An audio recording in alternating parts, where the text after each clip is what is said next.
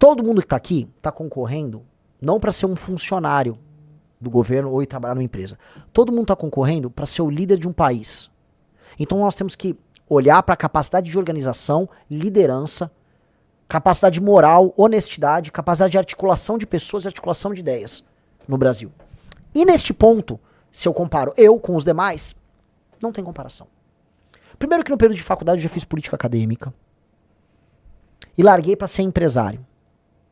Minha carreira como empresário não foi assim no easy, do tipo, com todo respeito ao Zema, tá, que trabalhou na empresa dos pais. O Zema trabalhou na empresa dos pais e tá tudo ok, tem nada de errado, ele tem mérito ali na empresa. Não vou falar mal dele. Ou o Caiado, que também é herdeiro, a família dele foi dona de Goiás por muito tempo. Tem mérito, não tô diminuindo. Eu resolvi jogar no nível muito hard, que é pegar empresas em dificuldade e ajudar a recuperá-las. Eu e meu pai eu tocava algumas, eu tocava outras. Uma que eu toquei, que é o caso da Martim. Vocês quando vocês ficam puxando, o Renan tem processo. Martim é Artefatos de Metais, uma empresa de portas e janelas de aço que havia em Jundiaí. Eu peguei essa empresa fechada, funcionário sem receber por 5 meses. Sindicato na porta, não deixando. Eu fui o cara que chamei os funcionários e falei, ó, eu vou precisar que vocês comecem a trabalhar. Eu vou ter que... A gestão anterior tinha emitido duplicata fria contra os próprios clientes. Os clientes estavam todos bravos. Eu convenci os clientes que eu ia recomprar as duplicatas frias. Precisava que os funcionários voltassem a trabalhar. Falei, cara, vamos vender a primeira produção. Conto com vocês, vamos pra cima. Trabalhamos, o sindicato não veio deixar. Arrumei briga com o sindicato no mesmo dia. Arrumo briga com o sindicato. Coloco a operação pra funcionar. Boto dezenas de pessoas pra voltar a trabalhar, que não estavam trabalhando. A empresa volta pro mercado, volta a fornecer. Começa a pegar contratos fornecendo para construtoras que trabalhavam Minha Casa Minha Vida. De 2009 a 2013 a empresa volta a operar. E aí na crise do governo Dilma, quando vem todos os calotes, vocês vão lembrar disso, quem é do setor lembra, construtora quebrando por causa de Minha Casa Minha Vida, obra atrasada. Começo a ter dificuldades porque eu começo a não receber dos clientes. A gente pega, eu como milhares de empresários no Brasil, passo pela crise gerada pela queda do modelo lulista. Pela queda do modelo do PAC, lembra que a Dilma era mãe do PAC? Então era muita obra, aí começou a faltar o dinheiro, começou a faltar repasse, obra atrasa, construtora atrasa o pagamento.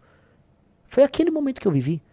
Construí um produto, trabalhei com vendas. Se você explica assim, Renan, desenvolva um produto, entra numa fábrica, monta um produto de cabo a rabo, eu monto. Renan, como é que faz um faturamento? Renan, como emite uma nota fiscal? Pelo menos na época que era do papel que emitia muita nota fiscal, em papel ainda. Né? Renan, como é que faz o juros de Renan, como é que faz uma folha de pagamento? Renan, como é que faz um fluxo de caixa? Essas pessoas, tirando o Zema, que foi empresário, não viveram isso. Não viveram isso. A vida real de empresários reais ao redor do Brasil. Também trabalhei com luminárias. Ajudei a fazer alguns dos maiores hotéis que haviam na Bahia, que eu trabalhei um pouco na Bahia também. Trabalhei, criei produto. Você pediu para eu projetar uma luminária aqui para você montar o centro de cursos para montagem de luminária, eu monto. Vivi um trabalho sério. Ao longo desse período todo, eu trabalhei e contratei centenas e centenas de pessoas. No ano de vamos botar 2006, 2007, mas especialmente 2007, até 2012, 2013. Até que há um evento que muda toda a minha vida. E aí antes que alguém fale, mas isso é verdade ou mentira?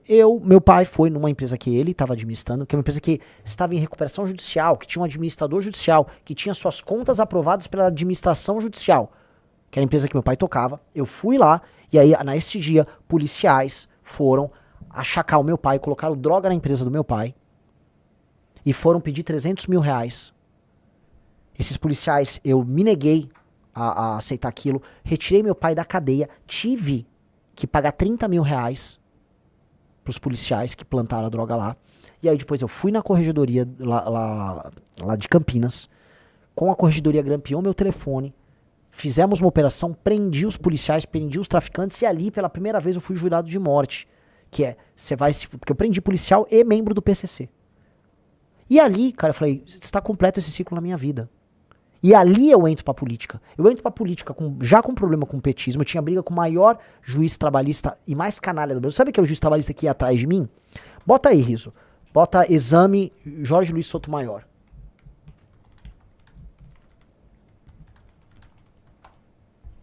Robin Hood Jundiaí é um radical da justiça trabalhista. Este cara era o juiz. Quando fala, o Renan tem processos trabalhistas. É desse cara aí, ó. é desse cara aí. Robin Hood de Jundiaí é um radical da justiça trabalhista. Com o argumento de fazer justiça social, magistrados como Jorge Luiz Sotomayor beneficiam poucos e prejudicam de milhões de trabalhadores. Este cara aí, que é um juiz petista, que escrevia pra Carta Capital, que tem tem um livro publicado sobre como basicamente fazer justiça social dando decisão trabalhista. Esse era o juiz que foi meu professor na faculdade e juiz na região lá de Jundiaí em que eu trabalhava. Olha a desgraça, olha o período que eu vivi. Presta atenção, Rizão. Eu vivi num período que, na faculdade, os alunos faziam greve, e eu lutava contra aluno grevista, e o professor que incentivava a greve de estudante era esse professor, que é um radical de extrema esquerda. Tá aqui, ó, solta uma hora. Em maio deste ano, uniu-se a outros professores. Olha aqui, ó. Pelo amor de Deus, leia. Em 2003, esse é o juiz. Quando a Volkswagen anunciou que demitiria 3 mil funcionários devido à crise que enfrentava, Sotomayor ajudou a escrever um manifesto que conclamava os brasileiros a não comprar carros da montadora alemã. Em maio deste ano, uniu-se a outros professores e alunos da USP numa greve contra a demissão de metroviários que haviam feito uma paralisação, julgada abusiva em abril. Quem entrou na USP em 2003? Direito na USP. Meus problemas com esse cara começaram aí. O cara que fechou inclusive a empresa do meu pai foi esse cara. E botou todos os funcionários na rua. O pior juiz trabalhista do Brasil. Um comunista, um radical de extrema esquerda. Eu encontro ele na faculdade, tenho primos com ele na faculdade, e eu reencontro este cara anos depois na atividade produtiva. A pessoa que me motivou a ser de direita, de frente desses Bolsonaro vagabundos, que são vagabundos, que ser direitista era fazer rachadinha com miliciano no gabinete, que era isso que eles faziam, é roubar dinheiro público com um bandido que era assassino de aluguel de bicheiro, que é o Flávio Bolsonaro. Eu me tornei de direita enfrentando esses caras quando eu ainda era fazia faculdade. Quando eu fazia faculdade com os jovens, com os melhores estudantes de direito do Brasil, porque era esse espaço que eu pertencia, não era o espaço do Flávio. Com todo o respeito às pessoas que fazem outro e que podem ser profissionais melhores. Tem muito profissional melhor formado na PUC do que formado na USP. Tem muito profissional formado em outros. Mas ali naquele momento, eu tava com uma nata, conhecendo gente brilhante. Essas pessoas que eu conheci, eu tava enfrentando a nata do PT. A nata do PT. No momento que o PT chegou ao poder, o PT assume o mandato, o Lula, em 2003. Olha aqui, ó. Olha pra quem escreve no Brasil 247.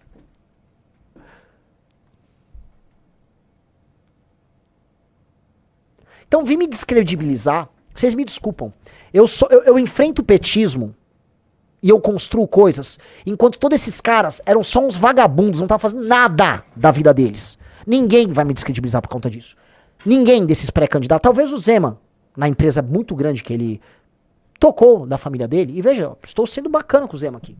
Pegou a empresa da família, modernizou, levou à frente, legal demais. Mas os demais não geraram mais empregos que eu gerei. E eu não estou falando da minha atividade ainda aqui, depois das empresas. Então eu quero que fique bem na cara de todo mundo.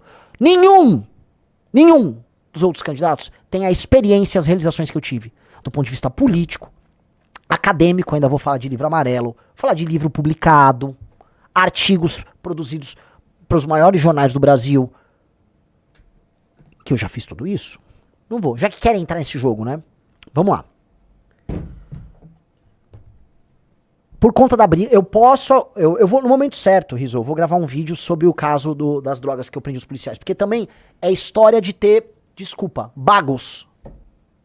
O ano era 2013. No ano em que Flávio Bolsonaro andava com um miliciano e que ele era base de governador corrupto lá no Rio de Janeiro, eu prendia policial corrupto ligado ao PCC e era ameaçado. Eu e minha mãe e meu pai de morte pelo PCC e pela polícia de Jundiaí. DENARC de Jundiaí. Pra não ficar nada vago. DENARC, Departamento de Narcóticos de Jundiaí. Ah, fala o nome do policial. Ricardo. Nunca vou esquecer. Um dos maiores prazeres da minha vida. O cara parecia o Cariani. Assim, todo bolado. O cara é uma montanha de músculo. Esses caras entram armados e dão um mata-leão no meu pai, cara. Imagina você ver uns caras botarem droga no lugar que você trabalha e os caras darem um mata-leão no teu pai e levar teu pai detido. Cara, você não sabe a situação horrível de impotência que você tem. Eu ter prendido esse cara e quando eu vejo ele na audiência ele tinha murchado, porque não tinha como, né, tomar, sei lá, trembolona na cadeia. Puta, cara, é um prazer do cacete. É um prazer que, desculpa, nenhum deles vão ter. Nenhum dos outros pré-candidatos a presidente vão ter a experiência que eu tive de prender policial ladrão e traficante. Eu já aprendi. Não como policial, mas como civil que eu sou. Como cidadão. Cidadão que teve bola e que arriscou a vida enfrentando traficante, e não é historinha. O processo existe, e já que gosto de ficar falando de processo meu, vou mostrar com todo o tesão do mundo. Tá? O Flávio Bolsonaro, no ano que eu prendia policial traficante, ele andava com policial bandido. Ele andava com o Adriano da Nóbrega. Eu prendi gente como Adriano da Nóbrega. O Flávio condecorava e fazia rachadinha com os parentes deles. Essa é a minha diferença pra eles. Eu tenho essa experiência. Experiência de ser homem. Experiência que eles não têm. Não tem. Eu honrei meu pai. O pai do Flávio Bolsonaro, o Jair, foi desonrado e destruído. Eu honrei o meu pai. Entendeu? O dia que meu pai morrer e eu for enterrar meu pai, eu vou olhar pra ele e saber que eu não decepcionei ele. Sabe? Isso faz muita diferença. Muita diferença. Muita diferença. Eu sou esse cara.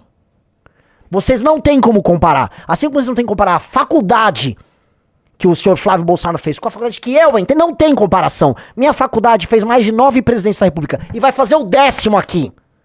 Tá? Flávio não fez ninguém. Diz com todo respeito ao pessoal da faculdade do Flávio que nem existe mais. Tá bom? A minha tem mais de 100 anos. Mais de 100 anos. Ela e a lá de Recife, lá de Pernambuco. Não comparem. Não comparem. Nós não jogamos o mesmo jogo. Nem em caráter, nem em coragem, nem aqui. Tá? Fundo o maior movimento político das Américas. Junto pessoas brilhantes. Se você é uma pessoa capaz, você atrai pessoas capazes. Ninguém vai falar que o Kim Kataguiri não tem atributos brilhantes. Pedro Deirô. Sabia que o Pedro Deirô, nosso futuro deputado federal, também não se formou, Riso? Que? Pedro Deirô não se formou. Brilhante. Músico de sucesso no mundo inteiro. Gravou com grandes figuras. Um gênio. Uma pessoa autodidata. Fundo com o Pedro Deirô, com o irmão, cineasta, autodidata também. Kim Kataguiri, um grupo chamado Movimento Brasil Livre.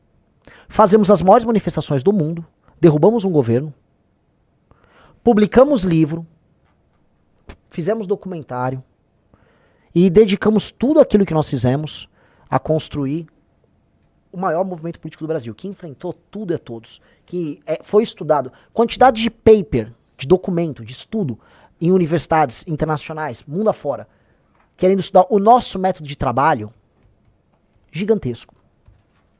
Gigante. Mas acha que para por aí? Não. Anos depois, construo. Vamos falar uma atividade privada que gera emprego, que os caras falam, mas vocês estão crescendo na política, né? Achando que não é um universo concorrido. Não, então fazer coisa fora da política. Revista Valete. A segunda maior revista de cultura e política do Brasil, só perde para a do Banco Itaú, que é a Piauí. Trabalhos de alta qualidade, intelectuais de alta qualidade, remuneração decente para as pessoas, logística toda de entrega, sistema de vendas virtual, desdobra numa editora de livros. A editora de livros já está vendendo em livrarias espalhadas por todo o país. Foi a única que conseguiu o contrato lá com a turma do Charlie Kirk para trazer o livro do Charlie Kirk para o Brasil. Porrada de funcionário. Porrada de funcionário. Faturamento muito bom. Fatura milhões e milhões todos os anos. Não é uma realização. Pra eles não é. Pra eles a realização é, vamos ver, comprar uma mansão lá em Brasília com dinheiro que não sabe de onde veio. A realização é conseguir 119 milhões de doações do Daniel Vorcaro pra fazer um filme. Vocês acham que isso cola?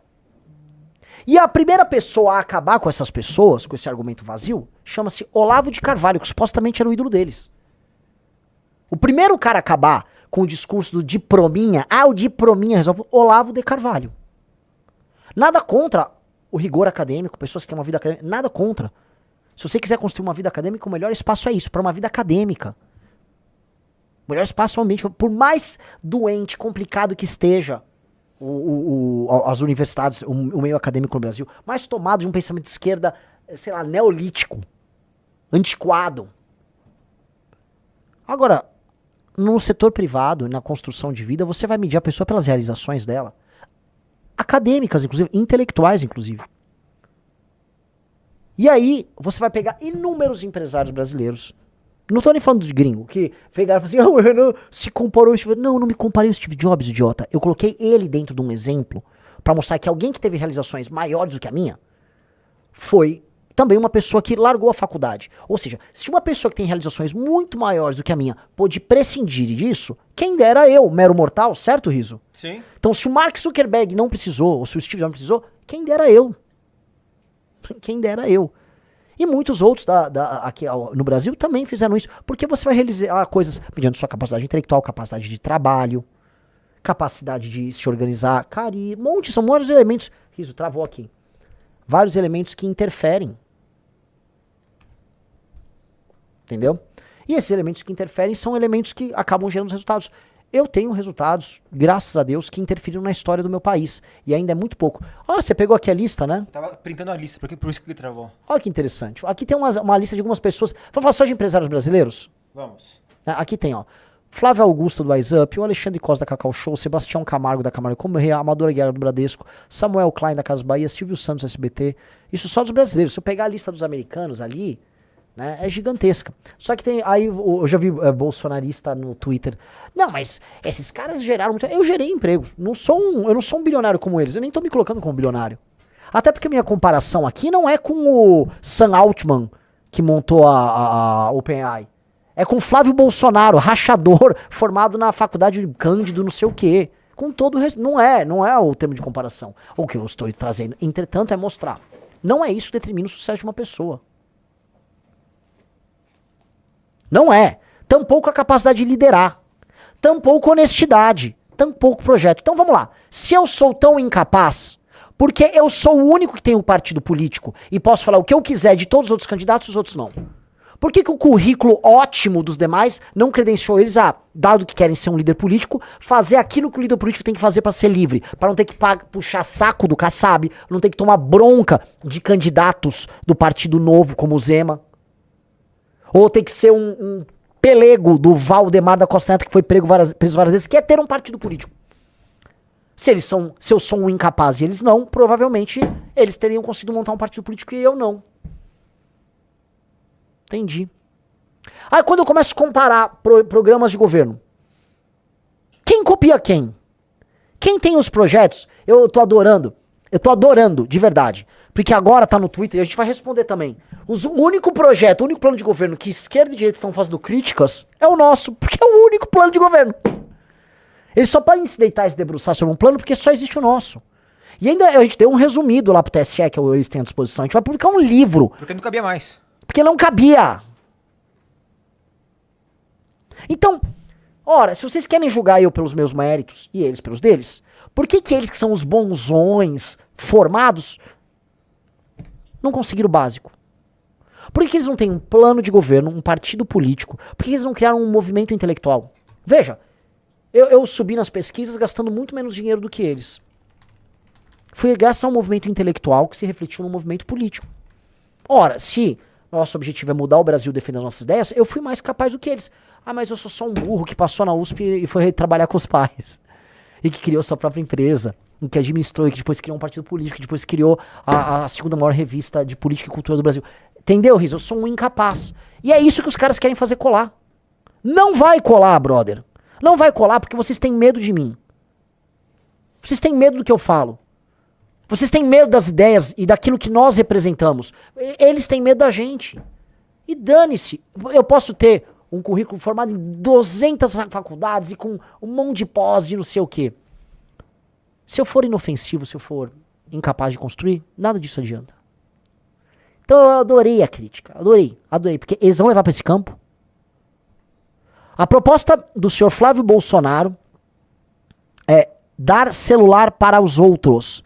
Você é mulher, eu vou te dar um celular. Essa é a proposta dele. A proposta da Lula nem existe. A proposta do PT sequer existe para essa eleição. Ele não tem proposta. O Lula tá falando de pé de meia pra eleição. O Lula tá falando, olha só, você vai ter uma energia elétrica de graça. É isso. É isso. Hello. É isso. E eu não vou reduzir o Lula porque ele não tem diploma. Se o Lula, eu vou falar aqui, tá? Se o Lula com o carisma dele, em 2003, tivesse tido boas ideias, ouvido as boas ideias, feito reforma previdenciária e reforma trabalhista no ano de 2004, 2005, quando ele foi presidente, sem nenhum diploma, só com o carisma e a capacidade parca de articulação dele, o Lula teria sido, vou colocar aqui, talvez o maior presidente da história. Ele não fez isso porque ele defende ideias horrorosas, mas ele não precisava de diploma para ter defendido boas ideias. De maneira alguma. Isso precisa ficar claro. O Lula não tem caráter e o Lula defende ideias horrorosas. Mas o Lula poderia, se defendesse as ideias certas, ter passado reformas que o Brasil cresceria em ritmo chinês. Sabe quem tinha muita qualificação acadêmica? Dilma Rousseff. Sim. Sabia disso? Outro que tinha qualificação acadêmica e era um aluno brilhante na minha faculdade, Jânio Quadros. Ambos caíram, né? Você tem outro colega de dificuldade também que foram o Haddad. Michel Temer. Haddad. Oh, meu O Deus, Haddad. o Haddad, é verdade.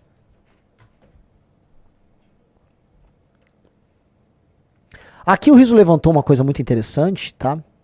Que é... O quê? A Dilma fez Federal do Rio Grande do Sul. Ah, então a Dilma é muito qualificada. Também, não é? Ela tem mestrado. Meu Deus do céu. É isso. Isso. Votem na Dilma, galera. Votem na Dilma. Mas vamos lá. O Riso pegou uma lista interessante. Pega ali. Ah, eu tô isso aqui? Esse aqui? George Washington, educação formal, terminou por volta dos 15 anos, formação prática como agrimensor. Andrew Jackson, autodidata, estudou direito por conta própria. Martin Van Buren, é igual o Riso que o Riso até tremeu. Opa, tuts. Aprendeu direito como aprendiz de história de advocacia. Zach Taylor, educação básica esparsa na fronteira do Kentucky. Millard Fillmore, autodidata, depois fundou a Universidade de Buffalo. Abraham Lincoln, cerca de 1 ano de educação formal na vida inteira, advogado autodidata. Andrew Johnson, nunca frequentou escola, aprendeu a ler como aprendiz de alfaiate. Grover Cleveland, estudou direito como estagiário. Harry Truman, último presidente sem diploma, fez curso noturno de direito, mas não concluiu. Eu fico muito assustado, Renan, que de repente a direita começou a cobrar uns diplomas, assim, umas coisas que ficou anos criticando. A gente ficou anos falando, os especialistas. Um monte de gente diplomada, sociólogo, Sim. formado nisso, naquilo, dando um monte de opinião horrorosa. E a gente ficou criticando e batendo, porque os especialistas da Globo News vão falar não sei o que e tal. E de repente, não, pera lá, gente. Precisamos de um cara diplomado para ser presidente do Brasil. Eu até fiz um tweet sobre isso. A gente conheceu pessoas nessas viagens todas, geniais. Sim. Agricultores que tocam a fazenda sem nenhuma formação. Professores, economistas dos mais brilhantes do Brasil. Olha, quer fazer uma seguinte coisa? Você não confia no que eu tô falando? Um dos 5 homens na área econômica mais brilhantes do Brasil, que deve ter uma formação grotesca, é o Stuhlberger. Procura a formação do Stuhlberger, por favor.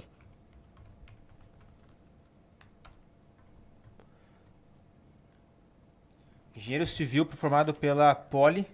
Sim. E gestor de fundos. Bilionário, tá?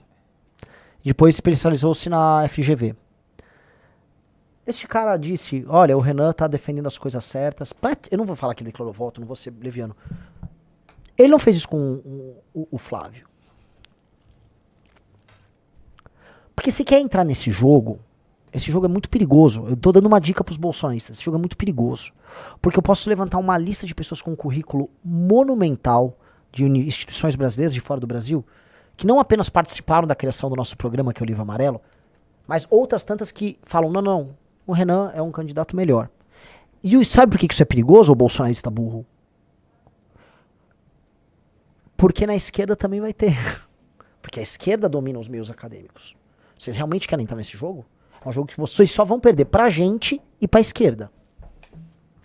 Não vai nisso, vai ficar feio pra vocês. E se você gostou do vídeo, não se esqueça de deixar o like e se inscrever no canal. Te vejo no próximo vídeo.